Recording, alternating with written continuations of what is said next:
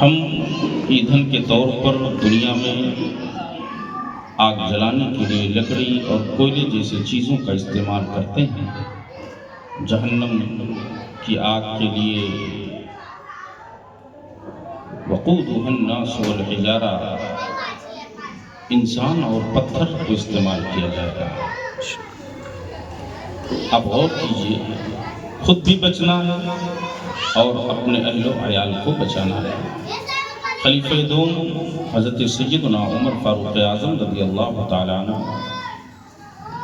مصطفیٰ کریم کی بارگاہ میں عرض کرتے ہیں، یا رسول اللہ، جب یہ آیت کریمہ نازل ہوئی، ہم اپنے آپ کو تو جہنم کی آگ سے بچا سکتے ہیں، فَكَيْفَ نَقِّ أَهْلِينَا، یا رسول اللہ ہم اپنے اہل و عیال کو کیسے بچائیں؟ اللہ کے حبیب فرماتے ہیں، تَنْهُونَهُمْ عَمَّا نَهَاكُمُ اللَّهُ وَتَأْمُرُونَهُمْ عَمَّا أَمَرَكُمُ اللَّهُ، اپنے بچوں کو ان چیزوں سے روک دو جن چیزوں سے اللہ نے منع کیا، اور ان چیزوں کا حکم دو جن چیزوں کو کرنے کا اللہ نے آپ کو حکم دیا۔ اب آپ کو کیسے معلوم ہوگا کہ کن چیزوں کو اللہ نے منع کیا ہے اور کن چیزوں کو کرنے کا حکم دیا ہے؟ یہ جاننے کے لیے آپ کو ان علماء کے قدموں میں آنا پڑے گا اور علم حاصل کرنی پڑے گی۔ اس کا مطلب یہ ہوا کہ زندگی گزارنے کے لیے اور اپنے آپ کو جہنم اور اپنے اہل و عیال کو جہنم سے بچانے کے لیے علم یہ سب سے پہلا زینہ ہے۔ قرآن پاک کو آپ سمجھیں، اگر علم نہیں تو نہ خود جہنم سے بچ سکتے ہیں، نہ اپنے اہل و عیال کو بھی جہنم سے بچا سکتے ہیں۔ اسی لیے تو میرے آقا نے ارشاد فرمایا، کلکم راع وکلکم مسئول عن رعیتہ، صدق الصادق المصدوق۔ میرے آقا فرماتے ہیں، ہر انسان اپنے ماتحتوں کا ذمہ دار ہے، اور کل میدان محشر میں اس سے اس کے ماتحت کے بارے میں پوچھا جائے گا۔ آپ گھر کے ذمہ دار ہیں، آپ کا بچہ کیا کر رہا ہے؟ نیکی کر رہا ہے۔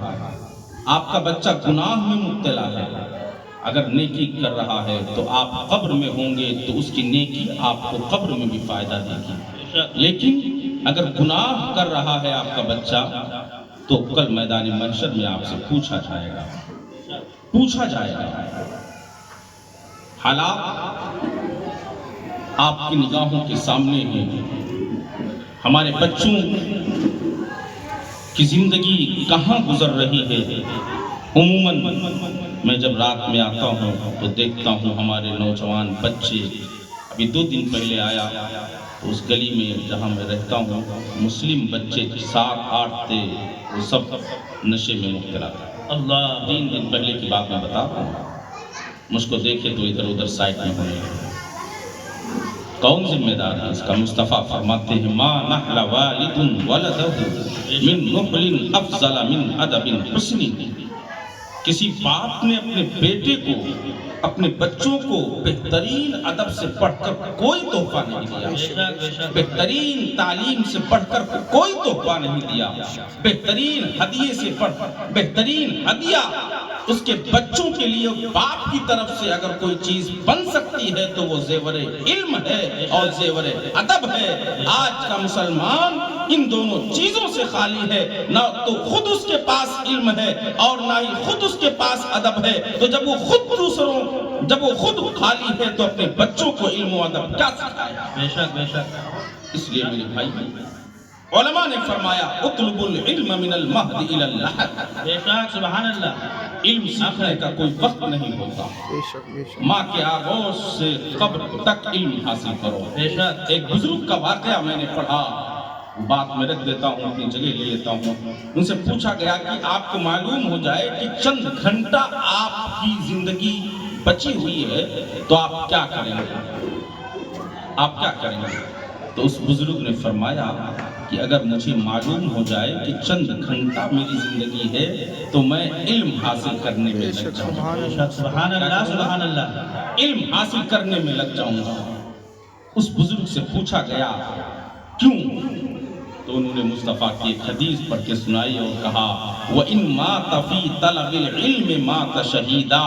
اگر کوئی علم حاصل کرنے کے وقت مرتا ہے تو اللہ اسے شہادت کا درجہ سبحان اللہ. نعرہ تکبیر، اللہ اکبر، نعرہ رسالت، یا رسول اللہ، علماء اہل سنت، زندہ باد، مدرسہ گلشن مدینہ. زندہ باد. سنیے آگے کیا فرمایا وَاسْتَغْفَرَ لَهُ مَلَكَا.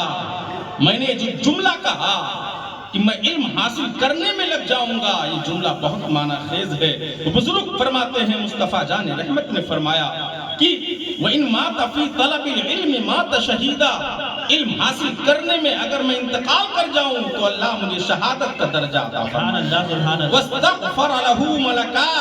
اور میرے لیے فرشتے دعائیں مغفرت کریں گے. سبحان اللہ سبحان اللہ. اور سنیے آگے کیا فرماتے ہیں وَيُنَوَّرُ فِي قَبْرِي. اور جب مجھے قبر میں رکھا جائے گا تو اللہ میرے قبر کو روشن اور تابناک فرمائے. سبحان اللہ سبحان اللہ. سبحان اللہ، سبحان اللہ. اور یہیں پر بس نہیں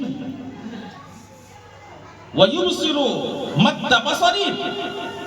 اور جب اس طالب علم کو قبر میں رکھا جاتا ہے تو اللہ اس کی آنکھوں میں ایسی اسپیشل قوت عطا فرما دیتا ہے کہ قبر میں بھی تاحد نگاہ وہ دیکھتا رہتا ہے. سبحان اللہ سبحان اللہ. اور یہیں پر بس نہیں بزرگ فرماتے ہیں مصطفیٰ جان رحمت میں فرمایا وَيُنَوَّرُ عَلَى جِيرَانِهِ 40 قَبْرًا عَنْ يَمِينِهِ و40 قَبْرًا عَنْ يَسَارِهِ و40 قَبْرًا عَنْ أَمَامِهِ و40 قَبْرًا عَنْ خَلْفِهِ. مصطفیٰ کریم کی حدیث بزرگ فرماتے ہیں اے لوگو میں نے کیوں کہا؟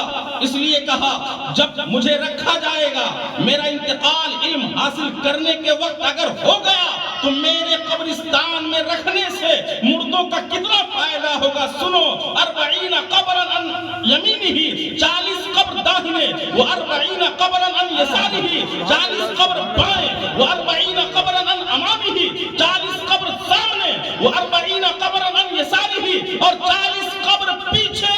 اس طرح اللہ 160 مردوں کی میرے قبرستان میں رکھنے کی بنیاد پر مغفرت.